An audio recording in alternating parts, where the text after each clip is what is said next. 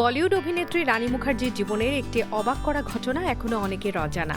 জন্মের পর হাসপাতালের এক ভুলে তিনি অন্য এক পরিবারের কাছে চলে গিয়েছিলেন। পরে তার মায়ের তৎপরতায় প্রকৃত পরিবারে ফিরে আসেন এই অভিনেত্রী। 1978 সালের 21 মার্চ জন্মগ্রহণ করেন রানী মুখার্জি। তিনি চলচ্চিত্র নির্মাতা রাম মুখার্জি ও কৃষ্ণা মুখার্জির মেয়ে। এক সাক্ষাৎকারে রানী জানান, জন্মের পর হাসপাতালের এক নার্সের ভুলে তাকে একটি পাঞ্জাবি দম্পতির নবজাতকের সঙ্গে অদল বদল করা হয়েছিল। মানে ভালো, দামে সস্তা। আজই কিনুন জাদু ডিটারজেন্ট পাউডার। আপনার কাপড় হবে ঝকঝকে পরিষ্কার। MK international company. রানীর ভাষ্য, তার মা কৃষ্ণা মুখার্জি শিশুটিকে দেখে সন্দেহ করেন, কারণ নবজাতকের চোখের রং তার সন্তানের সঙ্গে মিলছিল না।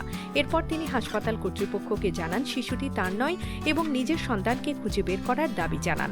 পরে হাসপাতাল জুড়ে খোঁজাখুঁজির পর ওই পাঞ্জাবি দম্পতির কাছ থেকে রানীকে উদ্ধার করা হয়। এরপর দুই নবজাতককে তাদের প্রকৃত পরিবারের কাছে ফিরিয়ে দেওয়া হয়। রানী আরও জানান, পরবর্তী সময়ে পরিবারের সদস্যরা বিষয়টি নিয়ে প্রায় মজা করতেন।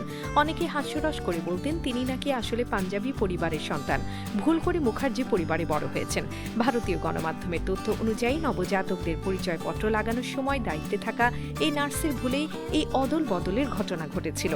জন্মের সময় সেই ঘটনা আজও রানীর জীবনের অন্যতম আলোচিত স্মৃতি। ব্যক্তিগত জীবনে 2014 সালে চলচ্চিত্র নির্মাতা ও প্রযোজক আদিত্য চোপড়াকে বিয়ে করেন রানী মুখার্জি। ইতালিতে তাদের বিয়ের আনুষ্ঠানিকতা অনুষ্ঠিত হয়। 2015 সালে তাদের ঘরে জন্ম নেয় কন্যা সন্তান আদিরা। মুক্তি টিভি নিউজ ডেস্ক। আপনারা দেখছেন আমেরিকা থেকে সম্প্রচারিত মুক্তি টিভি।